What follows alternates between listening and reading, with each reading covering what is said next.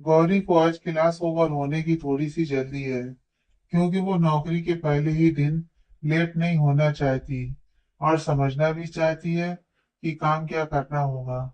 और campus over होने के बाद अब सभी घर के लिए निकलने लगते हैं और सभी गौरी से बाय करते हैं। तो गौरी भी सबको बताती है कि आज मैं भी रूम पर नहीं जाऊंगी, बल्कि मुझे न्यू जॉब मिल गई है, तो मुझे वहां जाना है। सुबह रुचिका की वजह से मैं तुम सबको बता नहीं पाई। नवजोत गौरी द्वारा बताए गए एड्रेस पर गौरी को ड्रॉप करती है। Navjot, best of luck Gauri.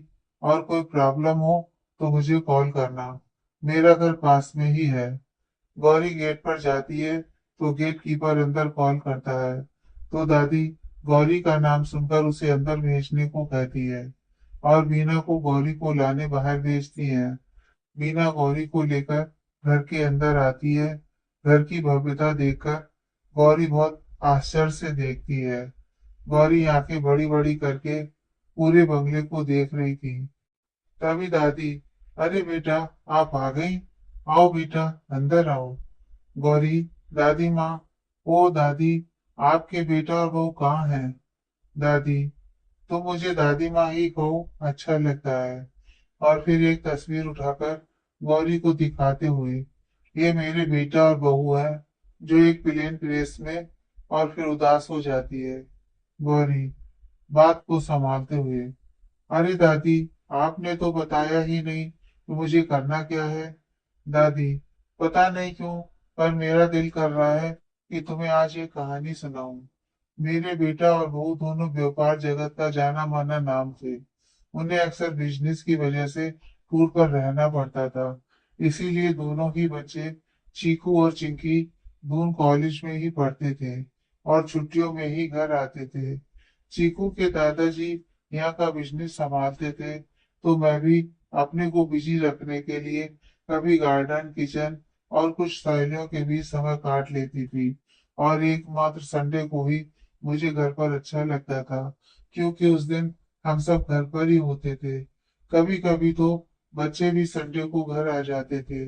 ऐसे ही हमारी दुनिया चल रही थी कि अचानक वो मनहूस दिन आया, जब अचानक से एक फोन कॉल के कारण मेरे बेटे और बहू को दार्जिलिंग जाना पड़ा, जहाँ बहू के माता पिता रहते थे। उनकी वहाँ टी बागान थे और बहू की माँ को हार्ट अटैक आया था। तो प्राइवेट जेट से दोनों दार्जिलिंग के लिए निकले और रास्ते में मौसम खराब होने से प्लेन क्रैश हो गया। और इतना कहते ही वो फूट फूट कर रोने लगी। गौरी की भी आंखों में आंसू बहने लगे। फिर वो दादी के आंसू पोंछते हुए, आपको पता है कि आप तो कितनी लकी हो कि आपके पास कम से कम यादें तो हैं। मुझे देखिए, मुझे तो अपने माँ पापा का चेहरा भी याद नहीं। बस मामा जी और मामी जी ने ही पाला है, और प्यार वो भी मामी से छुपकर ही मामा जी करते थे। इसीलिए जैसे ही मुझे स्कॉलरशिप मिली, मामा जी ने ही मुझे यहाँ पढ़ने के लिए भेज दिया और मैं चली आई। गौरी, बात को घुमाते हुए, अच्छा, अभी आप कुछ खाएंगी तो मैं आपके लिए बना दूं। दादी, देखो ये मेरा चार्ट है और ये मेरी मेडिसिन है। क्योंकि मेरा खान पान परहेजी होता है, तो मैं सब कुछ खा नहीं सकती। गौरी दादी का दिया हुआ चार्ट और प्रिस्क्रिप्शन बड़े ध्यान से पढ़ती है।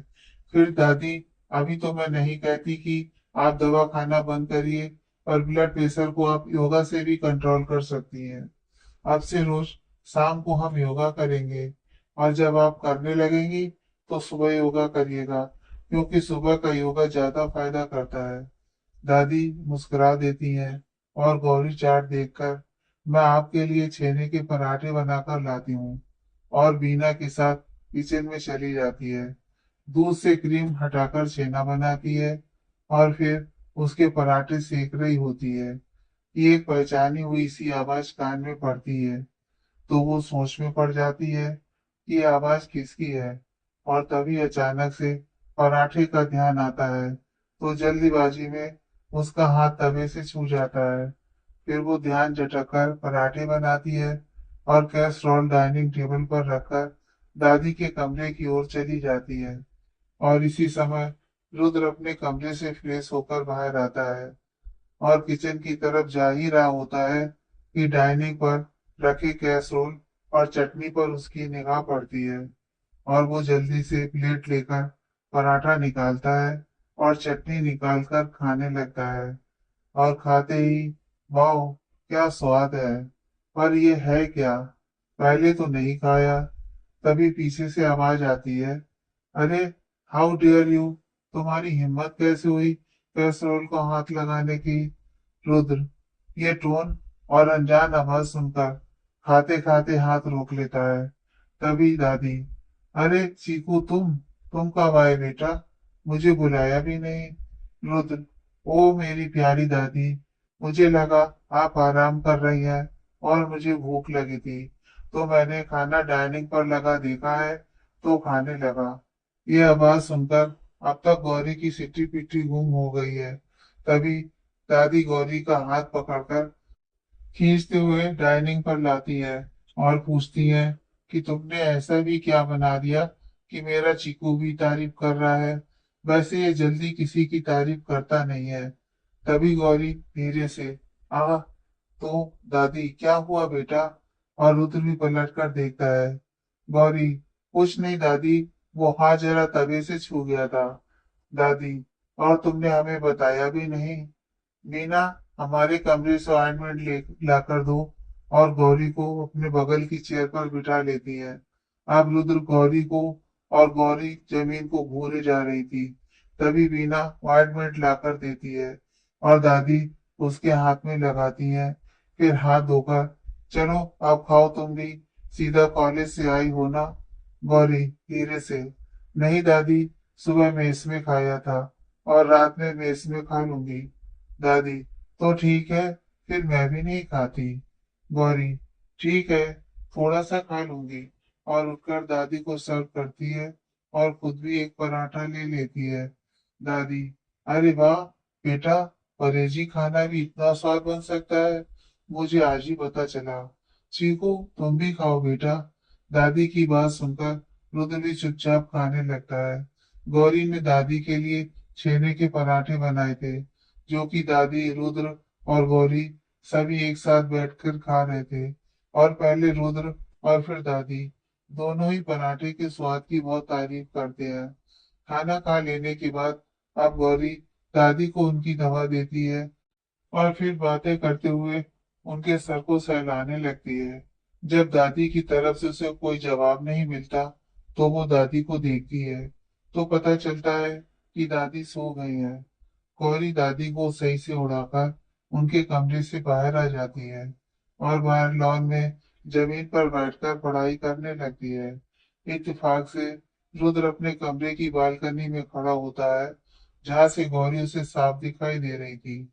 वो धीरे से नीचे आता है और गौरी के पीछे खड़ा हो जाता है और पहले तो देखता रहता है कि वो कर क्या रही है।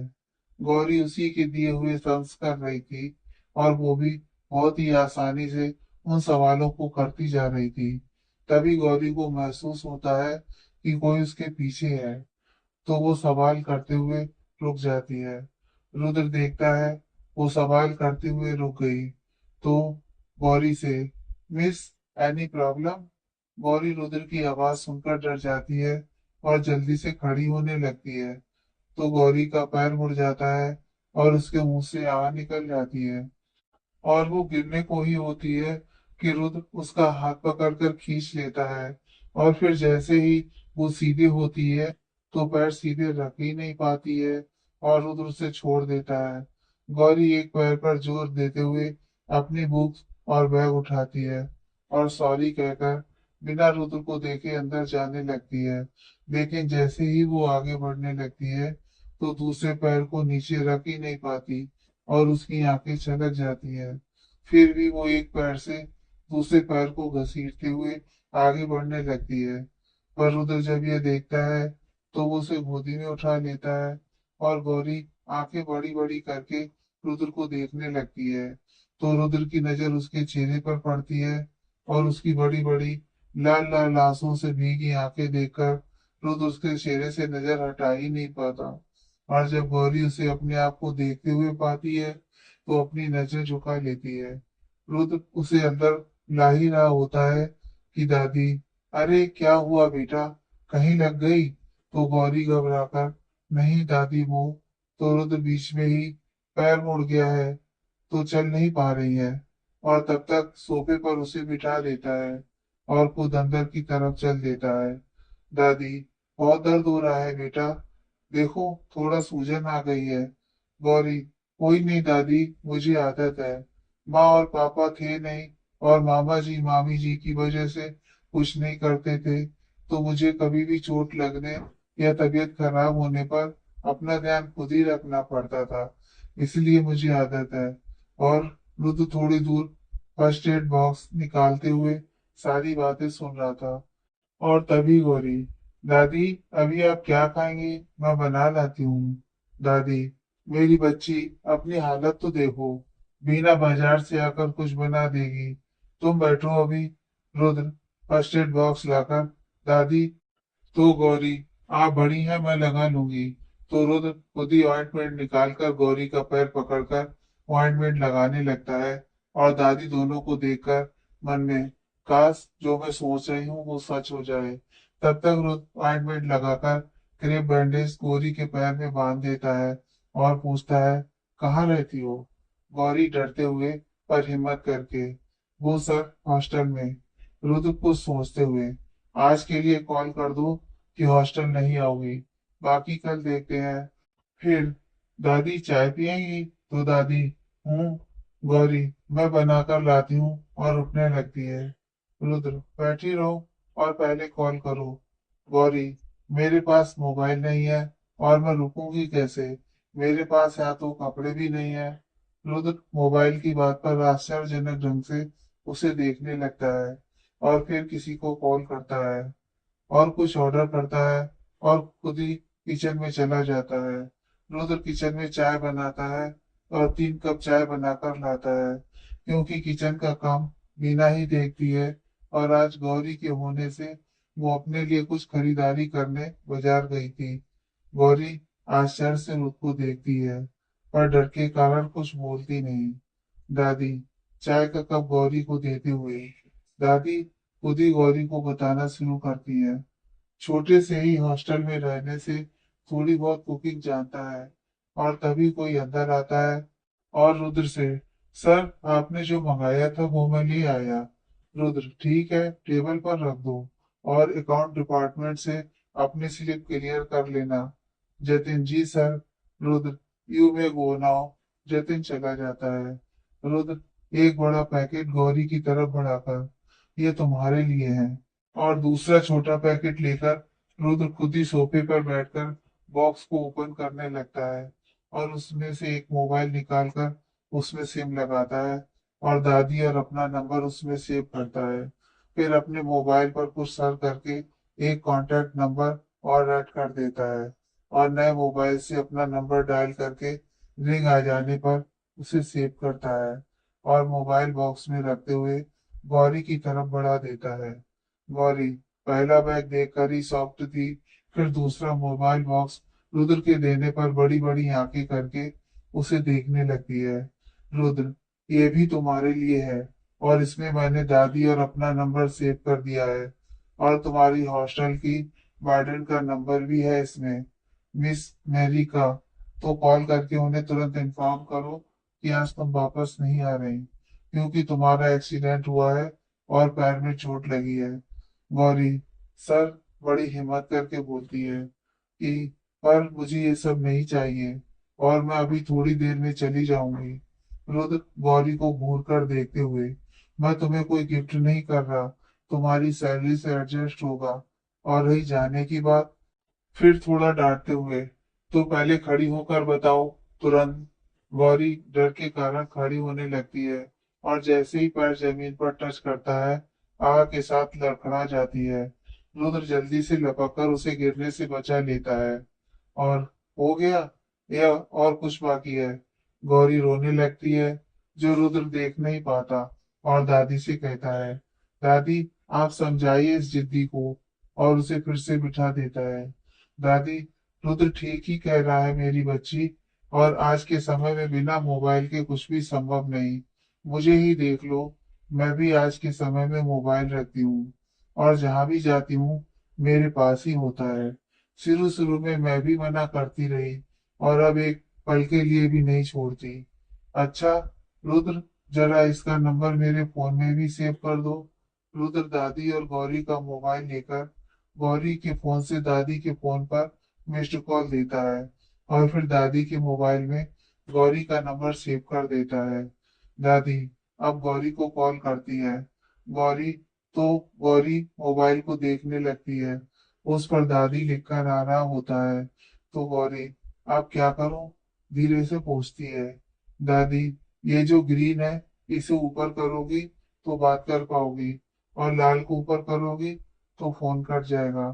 फिर दादी कुछ सोचते हुए, रुद्र थोड़ा तुम इसे समझा दो, मुझे कहीं जरूरी कॉल करनी है, अभी याद आया तो मैं अभी आती हूँ।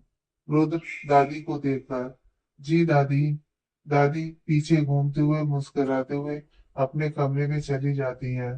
रुद्र गौरी से थोड़ी दूरी बनाकर बैठते हुए उसे मोबाइल की जरूरी फंक्शन समझाने लगता है और बाद में मोबाइल की बुकलेट उसे देकर कहता है, फिर भी कोई प्रॉब्लम हो तो ये पढ़ लेना।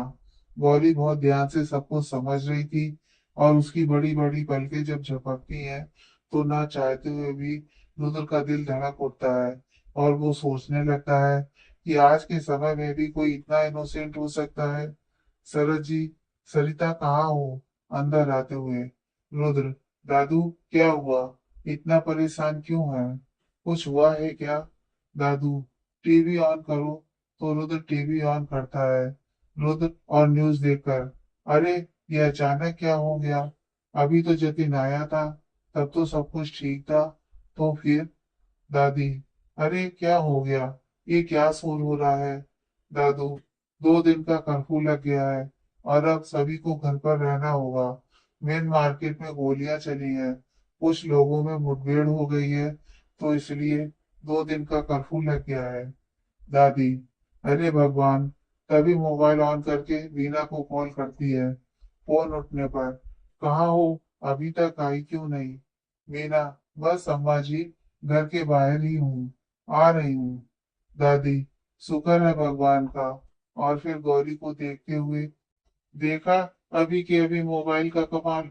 तभी वीना अंदर आते हुए, वीना, अम्मा जी पता है, मैं बाजार से घर के लिए निकल ही रही थी कि मोबाइल पर चेतावनी आई कि मार्केट में गोलियां चली, 2 दिन का कर्फ्यू। मैं तो रास्ते भर राधे राधे करते आई हूँ। जब घर पहुंच गई तब चैन मिला। आज तो इस फोन ने बचा लिया। दादी गौरी से, देखा बेटा, एक और जरूरत मोबाइल की, इस्तेमाल करना शुरू करो, इसके बिना रहना मुश्किल हो जाएगा। वीना, ऊपर वाला गेस्ट रूम तैयार करवा दो गौरी के लिए। रुद्र जतिन को कॉल करके, तुम ठीक से घर पहुंच गए?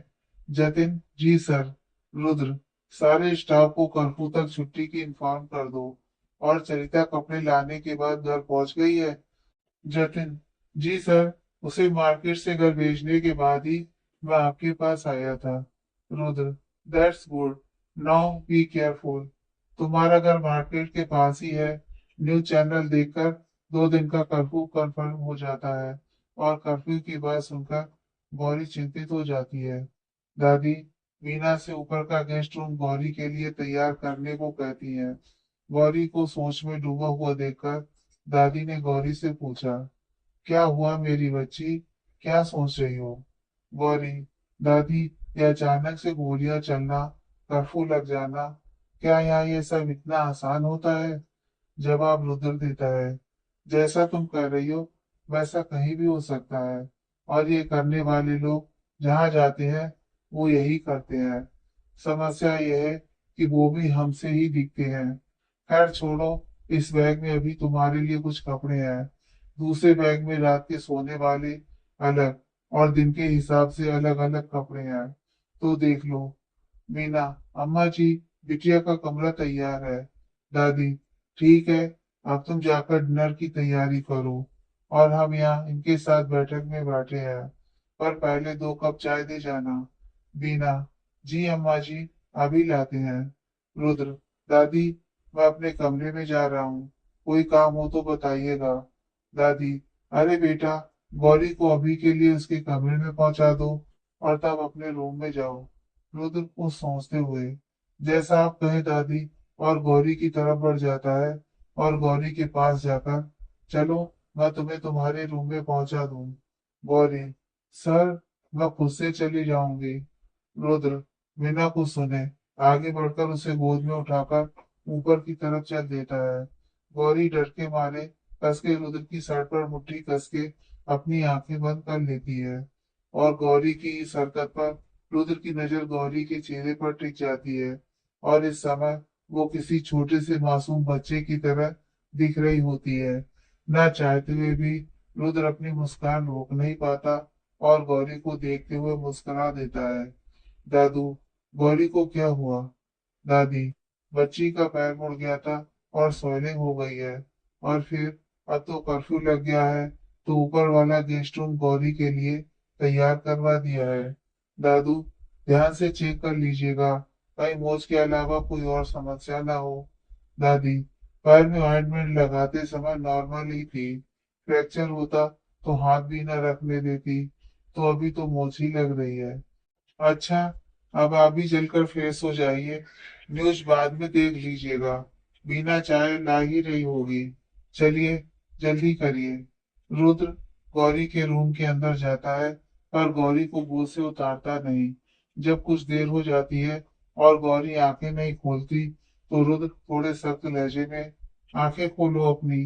गौरी डरते हुए धीरे से अपनी पलकें उठाती है, और रुद्र, जो कि उसे ही देख रहा था, उसकी गहरी बुरी आंखों और उठती हुई बड़ी बड़ी घनी पलकों को देखकर उनमें खो जाता है। और जब काफी देर तक वो गौरी को ऐसे ही लेकर खड़ा रहता है, तो गौरी हिम्मत करके धीरे से, सर। रुद्र, हाँ। गौरी डरते हुए, वो नीचे उतारिए। रुद्र होश में आते हुए, हाँ, और धीरे से बेड से टिकाकर गौरी को बिठा देता है। गौरी, थैंक यू सर, और आंखें नीची कर लेती है। रुद्र, टेक केयर, और पहले हॉस्टल फोन करो। गौरी, पर वो तो नीचे ही रह गया, मासूम सा मुंह बनाकर। रुद्र, एक मिनट, कमरे से बाहर जाकर काकी बीना को आवाज देता है, जो कि चाय लेकर किचन में वापस जा रही थी। बीना, हाँ चीकू बाबा, कोई काम है? रुद्र, काकी, वो जो बाजार के थैले रखे हैं और गौरी का वो बैग, इन सभी को ऊपर दे दीजिए। बीना, जी बाबा, और सारे थैले रुद्र को देकर चली जाती है। रुद्र वापस गौरी के कमरे में आता है और दोनों बैग और गौरी का पर्सनल कॉलेज बैग उसे देकर कहता है, कपड़े चेंज कर लेना और हॉस्टल कॉल कर देना। सभी कर्फ्यू की बात से हॉस्टल में भी तुम्हारी चिंता कर रहे होंगे। तुम्हारे फ्रेंड्स और वार्डन को इन्फॉर्म कर दो। गौरी, मैं यहाँ पर नहीं हूँ, तो हॉस्टल में मेरी अभी तक कोई सहेली नहीं है, बस क्लास में है। रुद्र, हूँ, तो वार्डन को कॉल करो और कोई जरूरत होने पर मुझे कॉल कर देना। मैं बगल के कमरे में ही हूँ, मोबाइल अपने पास ही रखना। गौरी, जी सर। रुद्र एक मिनट गौरी को देखते हुए अपने कमरे में चला जाता है। गौरी खींचकर सांस लेते हुए, आह, जैसे इतनी देर से सांस ही ना ले रही हो, मोबाइल को देखते हुए वार्डन को फोन करके बता देती है कि वो जहाँ जॉब करती है वही दादी के पास ही रुकेगी जब तक कर्फ्यू रहेगा। और फिर बैग से नाइट ड्रेस निकालकर धीरे से उठते हुए एक पैर पर कूदते हुए क्लोसेट की तरफ जाती है, और वही चेयर पर बैठकर कपड़े बदलकर बाहर आ जाती है, और एक पैर पर ही कूदते हुए बेड पर अपने उतारे हुए कपड़े रखकर बाथरूम में जाती है, और फ्रेश होकर मुंह हाथ धोकर बाहर आती है। रुद्र नॉक करके कमरे में आता है तो उसका भीगा चेहरा देखता ही रह जाता है, जो इस समय कुछ ज्यादा ही चमक रहा था। गौरी, जी सर, कुछ काम था? रुद्र, बस। रुद्र के मुंह से हाँ ही निकल पाता है। रुद्र गौरी में इस कदर खोया हुआ था कि गौरी के दोबारा आवाज देने पर वो सिर्फ हाँ ही कहता है। गौरी हिम्मत करते हुए, जी सर, आपको कोई काम है? रुद्र, बैठो पहले। गौरी बैठ जाती है, और रुद्र उसका पैर पकड़कर गौरी बीच में ही, सर मैं कर लूंगी। रुद्र गौरी को निगाह उठाकर घूर कर देखता है, तो गौरी चुप हो जाती है और रुद्र कैप बैंडेज खोलने लगता है। बैंडेज खुल जाने पर स्वेलिंग कुछ कम थी, तो रुद्र दोबारा ऑइंटमेंट लगाकर पट्टी कर देता है और एक पेन किलर गौरी को देता है। अभी खाना यहीं आ जाएगा, खाने के बाद दवा खाकर सोना, आराम मिलेगा। और हॉस्टल कॉल करा? गौरी: जी सर। रुद्र: गुड, अब थोड़ा आराम करना, और मैं अपने रूम में ही हूँ। कुछ चाहिए हो तो संकोच नहीं करना, कॉल कर देना। रुद्र अपने कमरे में चला गया। गौरी अपना मुंह पोंछकर और बुक्स निकालकर पढ़ने लगती है। कुछ देर बाद सभी नीचे खाना खाने लगते हैं और रुद्र वीणा के साथ गौरी को खाना और पानी ऊपर देकर चला जाता है। गौरी अपना खाना खाने लगती है। नीचे डाइनिंग टेबल पर बैठकर सभी खाना खा रहे होते हैं कि दादी कहती है: बड़ी प्यारी बच्ची है, बहुत सेवा भाव है, मुझसे तो कितनी बातें करती है मीठी मीठी। इसके आने से मुझे समय का पता ही नहीं चला, और मेरे पैरों की इतनी अच्छी मसाज की कि आज तो मैं पूरा दिन आराम से चलती रही। और छेने के पराठे तो इतने स्वाद थे कि मजा ही आ गया। दादू: छेने के पराठे? रुद्र: हाँ दादू, छेने के पराठे तो सच में बहुत स्वाद थे। काकी: क्या अभी और है? बीना: हाँ बाबा, दो पराठे हैं, इसी कैसरोल में है। रुद्र जैसे ही कैसरोल उठाने लगता है कि दादू झट से कैसरोल उठाकर पराठा ले लेते हैं, और अब एक ही पराठा कैसरोल में होता है। तो रुद्र और दादी एक दूसरे को देखते हैं कि तभी बीना कहती है: ये हम ले लेते हैं, कहा है कि हम भी नहीं चखे हैं। अब तो दादी और रुद्र दोनों ही मुंह लटकाकर अपना अपना खाना खाते हैं। और दादू: भाई मजा ही आ गया, सच में ऐसा पराठा तो पहली बार खाया, बच्चों के हाथों में तो खूब स्वाद है। बीना: हाँ माँ जी, ऐसा तो हम भी ना बना सके हैं। दादी: चुपचाप मुंह बंद करके खाओ, पता नहीं खाते समय बात नहीं करते। दादू और बीना दोनों ही दादी का मुंह देखने लगते हैं। दादू: अभी जब आप इतनी तारीफों के पुल बांध रही थी तो वो बातें नहीं थी, हमने क्या बोला कि आपको नियम याद आ गया। तभी गौरी अपनी प्लेट लेकर अपने कमरे से बाहर आने लगती है, और जैसे ही सीढ़ियों पर पैर रखती है कि दादी: अरे बेटा, आप क्यों ला रही हैं, अभी कोई भी ले आएगा, आपके पैरों में आराम दो, तभी तो पैर जल्दी से ठीक होगा। रुद्र अपनी जगह पर खड़ा होता है, जिसकी पीठ सीढ़ियों की तरफ थी, और घूमकर गौरी को डांटते हुए: अपनी प्लेट वहीं रखकर अपने कमरे में वापस जाओ। गौरी डर कर जल्दी से प्लेट वहीं रखकर अपने कमरे में चली जाती है। दादू: अरे, ये भला क्या तरीका हुआ, भला ऐसे भी कोई बात करता है, आराम से भी कह सकते थे। दादी: हाँ हाँ, और क्या, ऐसे बोलकर उसे डरा ही दिया, जैसे ये मास्टर और वो तेरी स्टूडेंट हो। रुद्र: हाँ, वो मेरी स्टूडेंट ही है, मेरी ही मैथ्स की क्लास में पढ़ती है। दादी खुशी से: सच्ची?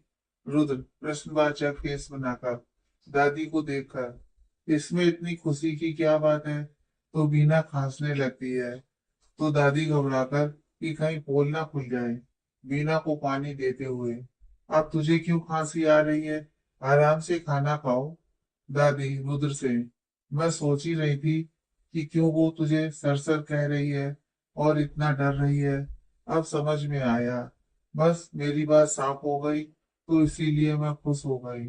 रुद्र: दादी, कभी कभी ना आपकी बातें समझ में नहीं आती। दादू: अरे बेटा रुद्र, आज ऑफिस में चरिता का पता चला कि वो 1 महीने बाद जॉब छोड़ रही है, तो इस बारे में क्या सोचा है?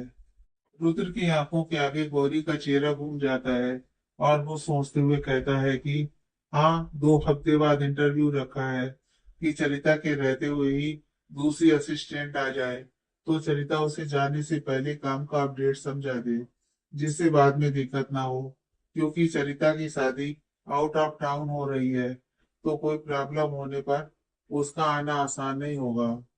दादू: तो इंटरव्यू की क्या जरूरत है, जब चरिता को ही उसे अपडेट करना है तो पढ़ी लिखी कोई भी लड़की चलेगी। रुद्र: हाँ दादू, आप ठीक कह रहे हैं, सोचता हूँ इस बारे में। अच्छा, मेरा हो गया। मैं सोने जा रहा हूँ। Good night. दादू, दादी और बीना, गुड नाइट। रुद्र, काकी चरण से कहकर ऊपर से प्लेट मंगवा लीजिएगा। आप मत दौड़िएगा। मीना, जी बाबा। रुद्र ऊपर की तरफ बढ़ जाता है। दादी दादू से, थैंक यू, आपने तो बचा लिया। कहीं इसे शक हो जाता कि हम क्या प्लान कर रहे हैं तो ये तो भगवान ही काट देता। तो दादू, बचाया ही नहीं बल्कि एक कदम आगे की चाल भी चल दी है। अभी उसके दिमाग में गौरी का ही ताजा ताजा सीन था तो मैंने जानबूझकर सरिता वाली बात निकाली। दादी, क्या मतलब? दादू, बुद्धू, अगर चरिता की जगह गौरी ले ले तो? दादी, अरे वाह, ये तो हमने सोचा ही नहीं। कॉलेज में साथ और ऑफिस में साथ, फिर तो मजा ही आ जाएगा। इधर रुद्र गौरी के कमरे की तरफ जाता है, ये देखने कि गौरी ने दवा खाई कि नहीं। रुद्र गौरी का दरवाजा नॉक करता है और जैसे ही रुद्र अंदर जाता है तो देखता है कि गौरी रो रही है। रुद्र को अपने अंदर कुछ अजीब सा लगता है, पर हिम्मत नहीं कर पाता कि कैसे बात करे। गौरी डोर नॉक की आवाज सुनकर और आहट होने से गौरी को लगा कि कोई तो कमरे में आया है, पर अभी तक कुछ बोला नहीं तो वो जल्दी से आंसू पोंछकर उठती है और जल्दीबाजी में पैर को झटका लगने से आह करा उठती है। तो रुद्र को लगता है कि गौरी के पैर में दर्द ज्यादा है। रुद्र, क्या हुआ? क्या दर्द ज्यादा हो रहा है? और तुरंत उसका पैर पकड़कर पट्टी खोलने लगता है कि चेक कर लें कोई और बात तो नहीं। रुद्र के चेहरे पर चिंता साफ दिखाई दे रही थी। गौरी, नहीं नहीं, मेरा पैर तो ठीक है अभी। रुद्र, अब तक पट्टी खोल चुका होता है तो पैर देखकर, हाँ, ये तो स्वेलिंग लगभग ठीक ही लग रही है। तो तो फिर तुम क्यों रो रही थी? गौरी, डर, वो मैं, और फिर से रोने लगती है। रुद्र गुस्सा होते हुए, ये क्या बचपना है? एक तो कुछ पूछो तो रोने लगती हो। रोती रहोगी या जवाब भी दोगी कि क्यों रो रही हो? गौरी पहली बार चिढ़कर, आप हर समय डांटते क्यों रहते हैं? क्या खाने में मिर्ची खाते हैं? और फिर कोई डर के रोए तो आप ही, फिर ध्यान आते ही कि क्या और किससे बोल गई। अपनी जीभ दांतों के नीचे दबा लेती है और नजरें झुका लेती है। रुद्र उसको ऐसे देखकर और उसकी बात पर गौर करके उसे देखने लगता है और मिर्ची वाली बात पर अपनी हंसी रोक नहीं पाता और हंसने लगता है। गौरी पहली बार हंसी की आवाज सुनकर रुद्र को देखती है तो देखती ही रह जाती है। इस समय वो और भी हैंडसम लग रहा होता है और गालों पर पड़ रहे डिंपल उसे और कातिल बना रहे थे। गौरी तो हंसते हुए रुद्र को देखकर खो जाती है। रुद्र जब गौरी को अपने आप को ऐसे देखते देखता है तो एकदम शांत होकर, अब ऐसे क्या देख रही हो? गौरी फिलो फिलो में कह जाती है, आप हंसते हुए कितने अच्छे लगते हो। और वो डिम्पल तो और ध्यान आते ही चुप हो जाती है कि किससे कह रही थी। क्लास में रुद्र ने रुचिका को जैसे डांटा था, वो याद आते ही गौरी के फेस एक्सप्रेशन चेंज हो जाते हैं। रुद्र भी ये महसूस कर लेता है और बिना कोई रिएक्शन दिए धीरे से ऑइंटमेंट लेकर गौरी के पैरों में लगाकर फिर से क्रैप बैंडेज बांध देता है और इसके बाद साइड टेबल से दवा उठाकर उसे खाने को देता है।